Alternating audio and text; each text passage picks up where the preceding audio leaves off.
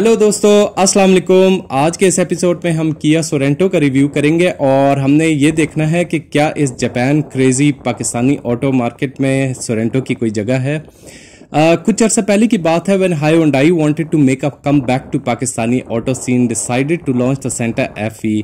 Unfortunately उन्होंने local Japanese car assemblers की pricing strategy को कुछ ज्यादा ही एग्जैजुरेट किया and the Santa FE was launched at a mind boggling price of 1,85,00,000 रुपए।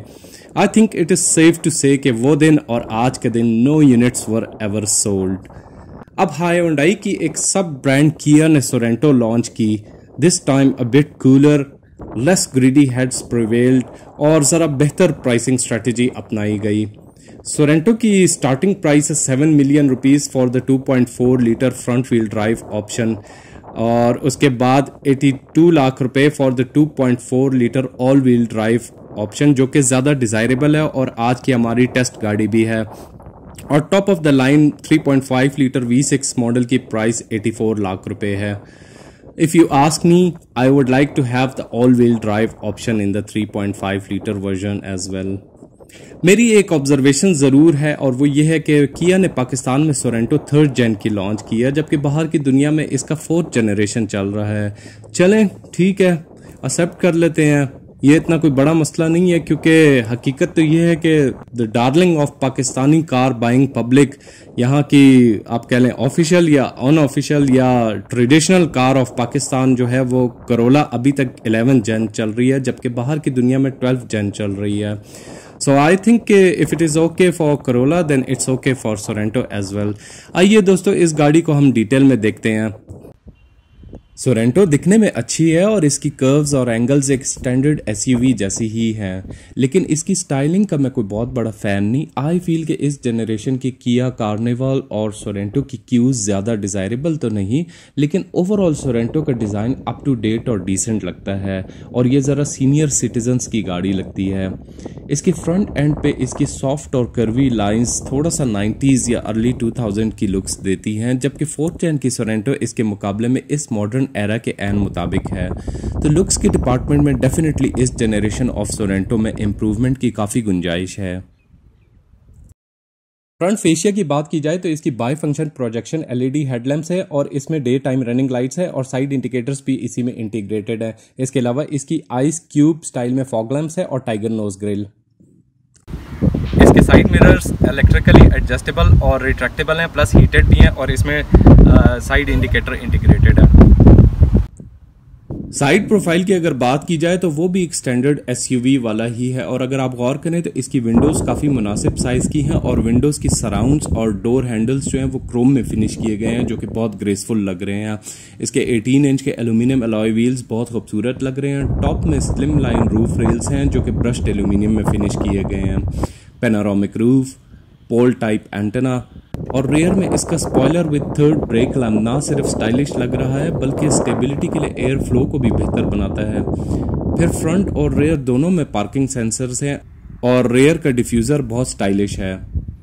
ओवरऑल गाड़ी की बॉडी लेंथ 189 इंचेस है, विड्थ 74.4 इंचेस है, हाइट 66.3 इंचेस है, जबकि इसका व्हील बेस 109.4 इंचेस है। अब हम मिलके इस गाड़ी के इंटीरियर को देख लेते हैं। आप इसको लॉक अनलॉक कर सकते हैं रिमोट में इन बटन के जरिए। लॉक, अनलॉक, और इस बटन को प्रेस करके रखिए तो इसका ट्रंक जो है वो अनलॉक होके खुल जाएगा। इसके अलावा इसके हैंडल में लगे हुए इस सॉफ्ट बटन के थ्रू आप इसको लॉक अनलॉक कर सकते हैं। Lock, unlock.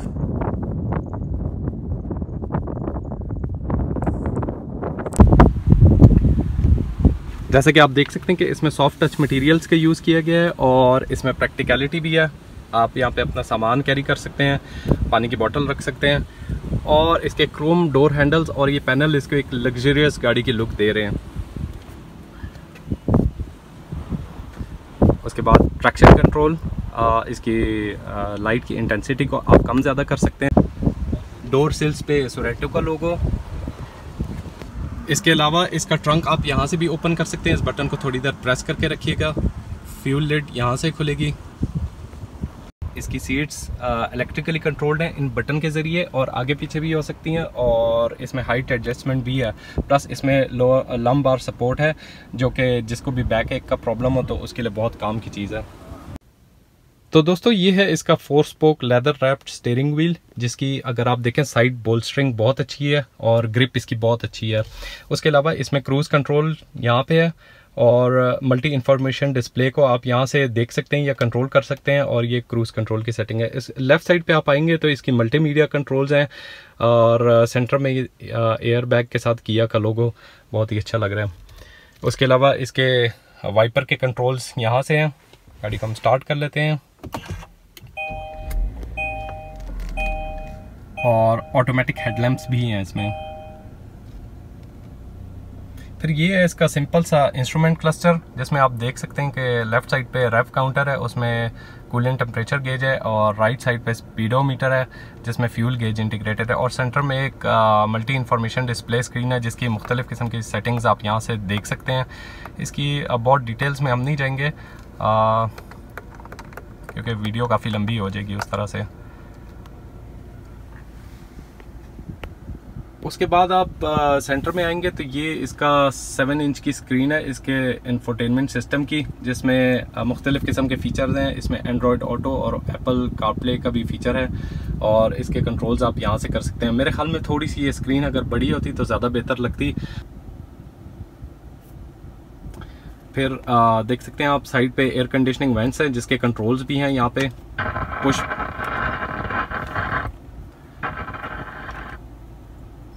Push button ignition system. नीचे आएंगे तो ये है इसका automatic climate control dual zone है, मतलब ड्राइवर और पैसेंजर दोनों साइड अपनी मर्जी के मुताबिक टेम्परेचर अपने लिए सेट कर सकते हैं।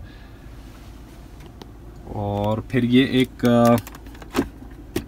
पॉकेट है जिसके अंदर वायरलेस का मोबाइल चार्जर भी है, और इसमें लाइटर भी है, ऑक्स की पोर्ट, यूएसबी की पोर्ट, और एक 12 वोल्ट की पावर आउटलेट है।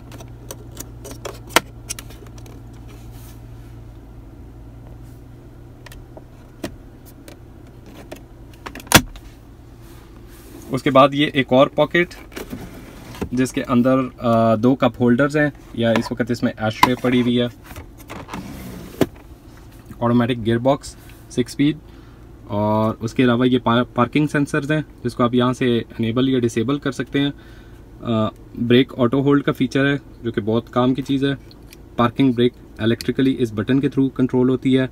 ये इसमें डिफ लॉक है, और ये इसके 3 डिफरेंट ड्राइविंग मोड्स हैं जो कि हम अभी ड्राइव करते हुए देखेंगे। अगर आपने ड्राइविंग मोड चेंज करना है, सिंपल इस बटन को प्रेस कीजिए तो आप स्पोर्ट्स मोड में आ गए, कंफर्ट मोड में आ गए, इको मोड में आ गए। तो इसमें बेसिकली ये 3 ड्राइविंग मोड्स हैं।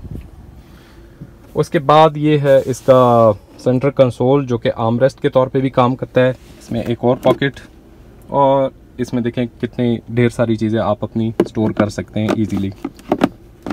काफ़ी अच्छी कन्वीनियंस है। इसके अलावा आप कॉइन्स वगैरह यहाँ पे स्टोर कर सकते हैं।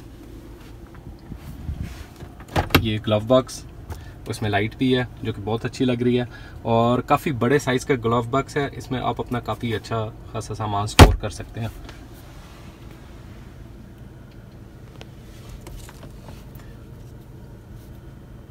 सन शेड्स जो कि एक्सपेंडेबल भी हैं, और इसमें मिरर भी है, और इल्यूमिनेटेड भी है, लेकिन इल्यूमिनेशन के लिए आपको इसको मैनुअली ऑन करना पड़ेगा, ऑटोमेटिक नहीं है। और इसमें टंगस्टन फिलामेंट वाला बल्ब लगा हुआ है जो कि मुझे बहुत पसंद है। एलईडी पे मैं हमेशा इसको प्रेफरेंस दूंगा। उसके अलावा ये एक पैनल है जिसमें से आप इसका पैनोरामिक रूफ कंट्रोल कर सकते हैं, और लाइटिंग इसकी आप कंट्रोल कर सकते हैं। Auto dimming rear view mirror. Overall इसका डैश डिज़ाइन अगर आप देखें तो बहुत ही सिंपलिस्टिक और डिसेंट है, और कंट्रोल्स बहुत नाइसली इसमें प्लेस किए गए हुए हैं। हर चीज़ आपके रीच में है, और इंटीरियर की बिल्ड क्वालिटी भी बहुत अच्छी है।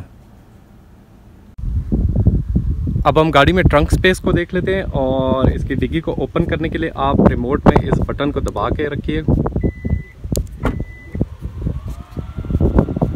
Very welcoming feature.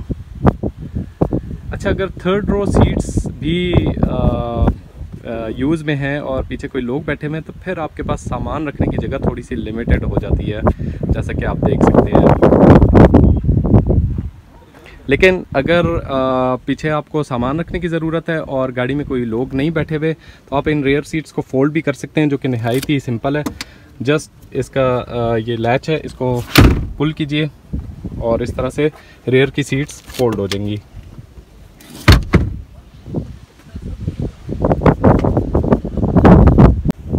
और अगर आपको फर्दर स्पेस की रिक्वायरमेंट है तो इसकी सेकंड रो सीट्स जो है वो 40-20-40 स्प्लिट रेशो में ऑफ़र की गई हैं और उनको भी आप फोल्ड डाउन कर सकते हैं, स्पेस को मज़ीद बढ़ा सकते हैं। इसको फोल्ड डाउन करना बहुत ही आसान है, जस्ट ये लीवर पुल कीजिए और इस तरह से आपकी जो सेकंड रो सीट्स हैं वो भी एफर्टलेसली फोल्ड हो जाती हैं। और इस तरह से आप इसकी कार्गो कैपेसिटी को बढ़ा सकते हैं और आप इसमें ढेर सारा सामान रख सकते हैं, लेकिन इस सूरत में आप आगे 2 ही बंदे बैठ सकते हैं।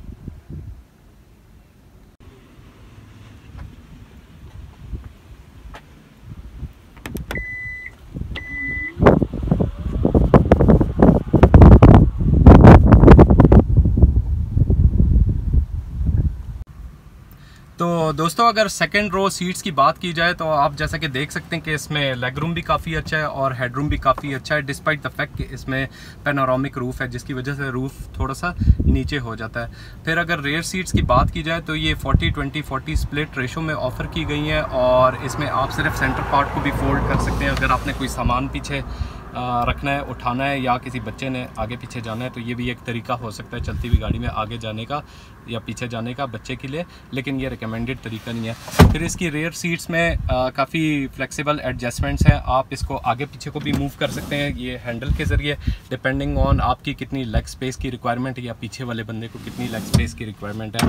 इसके अलावा इसमें रिक्लाइन एडजस्टमेंट भी है, आप इसको अपनी मर्ज़ी के मुताबिक सेट कर सकते हैं, एक कम्फी पोजीशन सेट करने के लिए। फिर आप देखें तो इसमें रेयर सीट्स में 3 बंदे इजीली फिट इन हो सकते हैं। इसमें 3 सीट बेल्ट्स हैं और ये सीट्स जो है आइसोफिक्स सपोर्टेड भी हैं, दैट मीन्स के सेफ्टी का इसमें पूरा ख्याल रखा गया है। फिर रेयर पैसेंजर्स, अगर रेयर में आप 2 बंदे बैठे हुए हैं तो आप इस आर्म रेस्ट को भी यूज़ कर सकते हैं, जिसमें 2 कप होल्डर्स भी हैं। उसके अलावा इस गाड़ी में अच्छी बात यह है कि इसमें रेयर पैसेंजर्स के लिए भी एयर कंडीशनिंग वेंट्स ऑफ़र किए गए हैं। इसमें 12 वोल्ट की पावर आउटलेट है और USB पोर्ट भी ऑफ़र की गई है। उसके अलावा इसकी डोर में पॉकेट्स हैं, जिसमें आप अपना कुछ सामान रख सकते हैं और पानी की बोतल भी रख सकते हैं।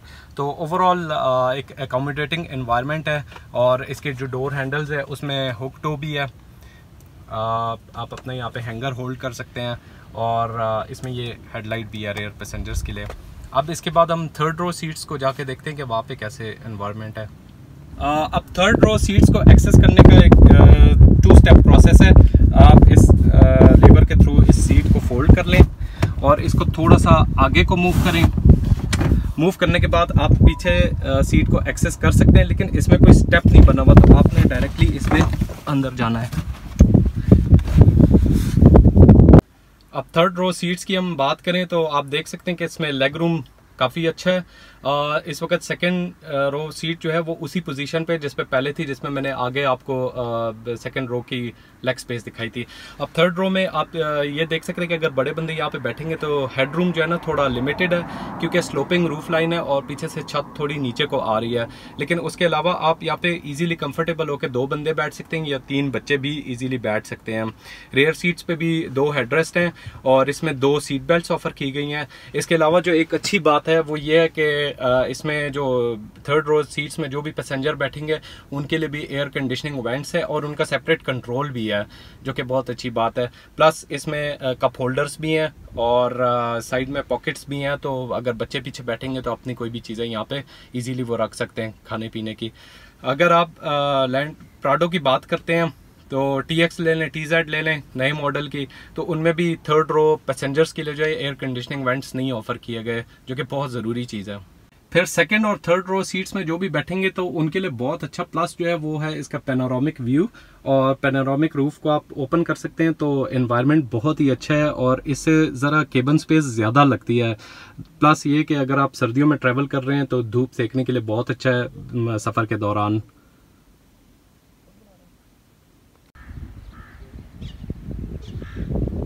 अब हम पैसेंजर साइड को देख लेते हैं।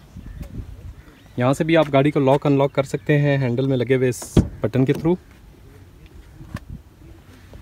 पैसेंजर सीट में आप देख सकते हैं कि इसमें इलेक्ट्रिकली कंट्रोल्ड हैं ये सीट्स, और इसमें हाइट एडजस्टमेंट भी है। लेकिन सिर्फ ड्राइवर और पैसेंजर सीट में फ़र्क ये है कि इसमें लंब बार सपोर्ट नहीं है।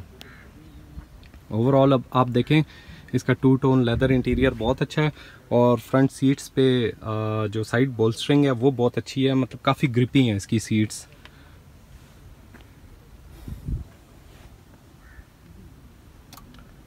Very graceful and decent interior.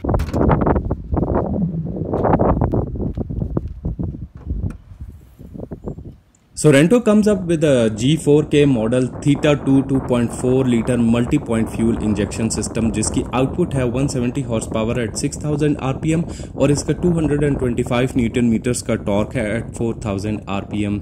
ये dual overhead cam 16 valve engine है, और इसका 10.5:1 रेशो कंप्रेशन रेशो है। इसके साथ 6 speed automatic plus sportsmatic transmission है, जिसकी गियर शिफ्टिंग बहुत स्मूथ है।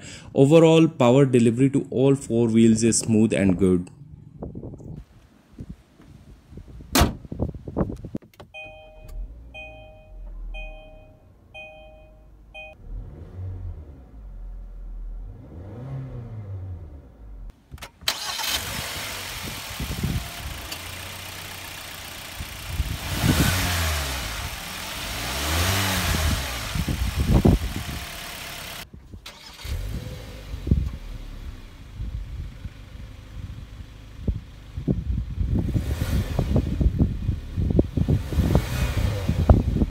अच्छा दोस्तों, जैसा कि मैंने शुरू में कहा था कि हम इस गाड़ी का कंपैरिजन किसी हद तक फॉर्च्यूनर से भी करेंगे, तो फॉर्च्यूनर जो है वो एक टॉल एसयूवी है, लेकिन आप इसको देख सकते हैं कि इस गाड़ी की हाइट काफ़ी कम है एज़ कम्पेयर टू फॉर्च्यूनर।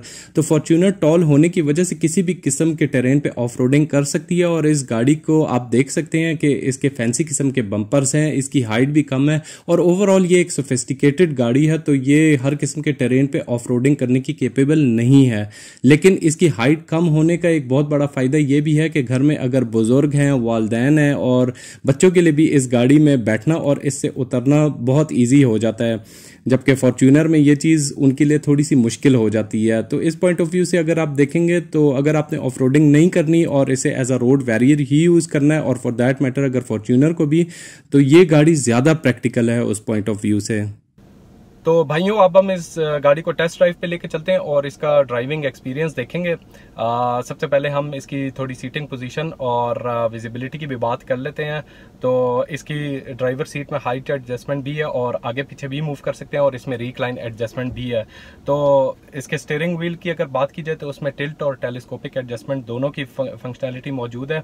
तो इतनी फ्लेक्सिबल एडजस्टमेंट के साथ आप अपने लिए बहुत ही कंफर्टेबल सीटिंग पोजीशन जो है वो बहुत इजीली सेट कर सकते हैं।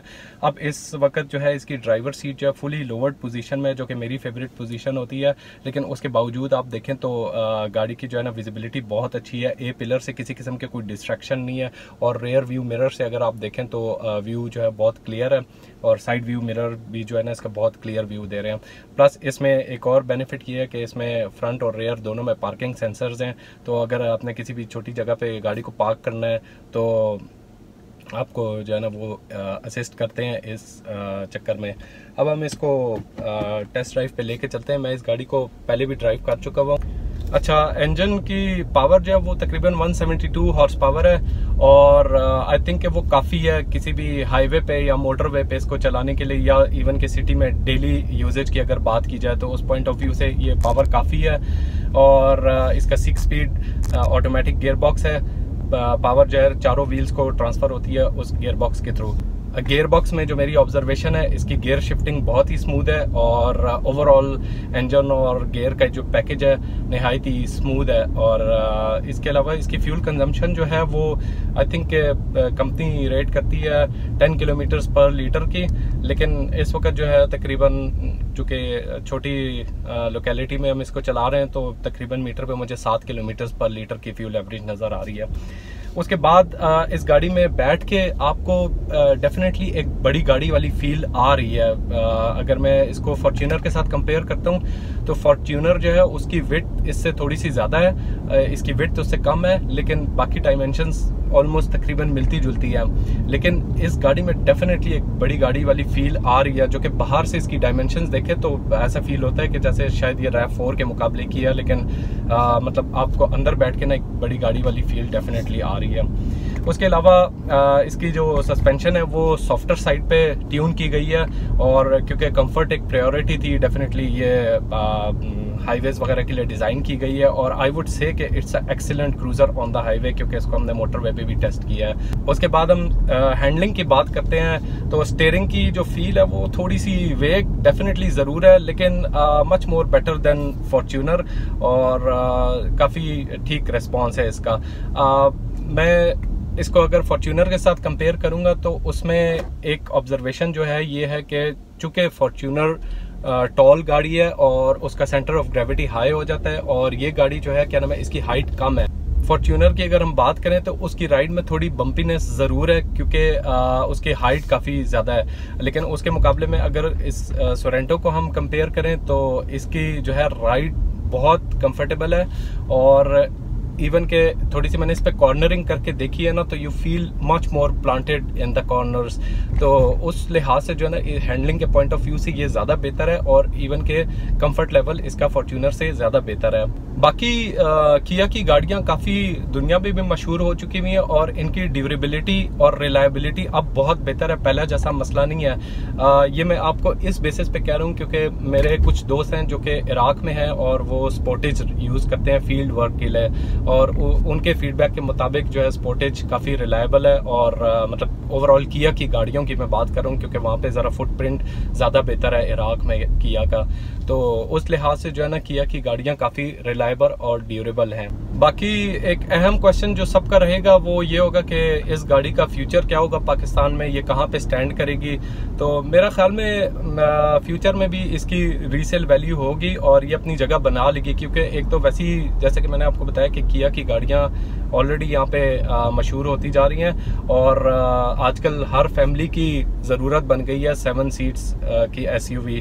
तो एवरीवन इज़ लुकिंग फॉर, क्योंकि फैमिलीज बढ़ रही हैं, तो उस पॉइंट ऑफ व्यू से मेरे ख्याल में ज़रूरत को कैटर करने के लिए ये गाड़ी जो है काफ़ी अच्छी है इस प्राइस ब्रैकेट में, और शायद रीसेल में ये इससे भी कम प्राइस में मिल जाए। अच्छा, इसके 6 स्पीड गियर बॉक्स को आप मैनुअली भी कंट्रोल कर सकते हैं इसी गियर लीवर के थ्रू प्लस माइनस करके, तो इसमें ट्रिपट्रॉनिक की भी फंक्शनैलिटी मौजूद है, और दैट्स अ इजी कंट्रोल। लेकिन इसमें जो है ना पेडल शिफ्टर्स की फंक्शनैलिटी नहीं ऑफर की गई है। अच्छा, आप में से बहुत सारे भाइयों का ये क्वेश्चन होगा कि फ्रंट व्हील ड्राइव या ऑल व्हील ड्राइव में फ्यूल कंजम्पशन का कितना फ़र्क होगा।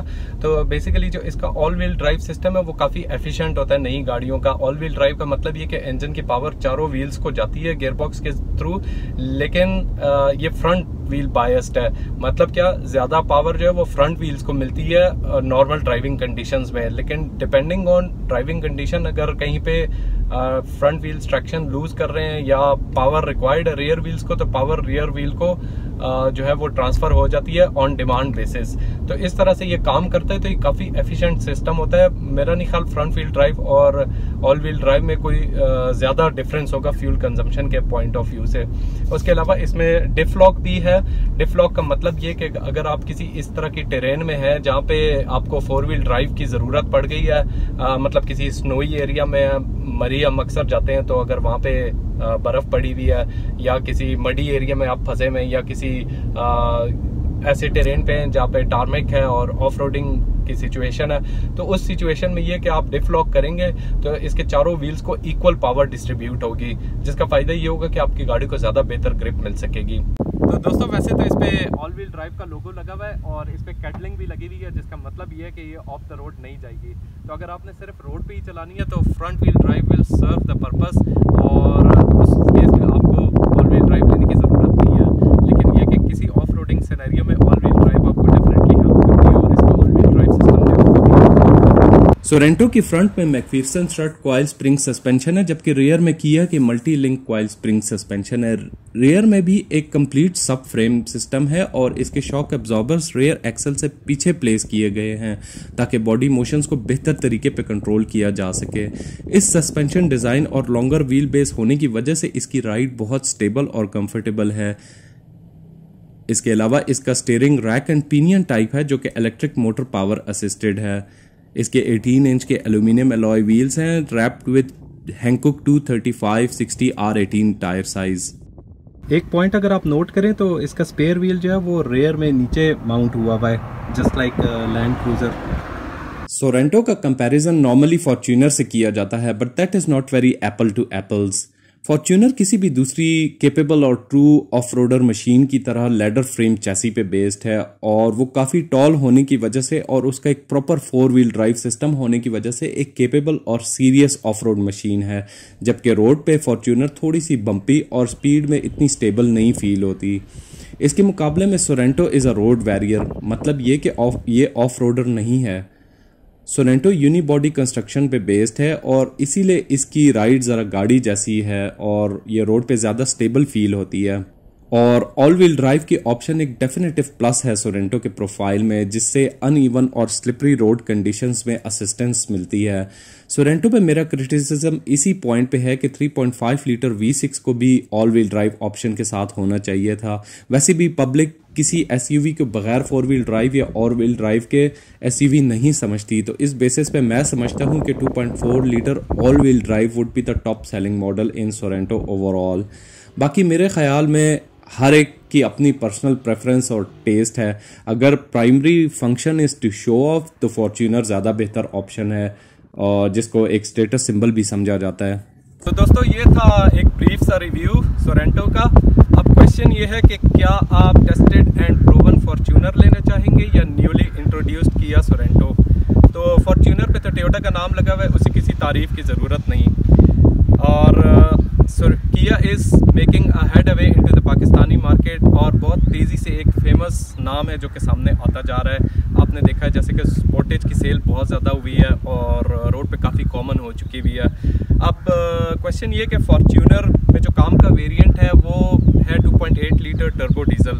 उसकी प्राइस है 96 लाख रुपए प्लस सम एडिशनल टैक्सेस और प्लस डिलेड डिलीवरी टाइम्स। तो अगर आप मार्केट से लेंगे तो उस पर 1 मिलियन प्रीमियम है। तो उस पॉइंट ऑफ व्यू से अगर आप देखें इस प्राइस ब्रैकेट में, I think Kia Sorento is a very compelling buy, specially keeping in view the practicality, the number of features it has, the amount of space it has और इसका safety level और equipment level अगर आप देखें तो I think it's a very compelling buy. और specially अगर exclusivity आपकी प्रायोरिटी है तो Sorento is the one to go for because it is the rarer side on the road. तो दोस्तों ये वीडियो देखने का बहुत बहुत शुक्रिया। अगर आपको ये वीडियो पसंद आई तो इसे लाइक करना और शेयर करना ना भूलिएगा और मोस्ट इंपॉर्टेंटली मेरे चैनल को सब्सक्राइब करना ना भूलिएगा। शुक्रिया।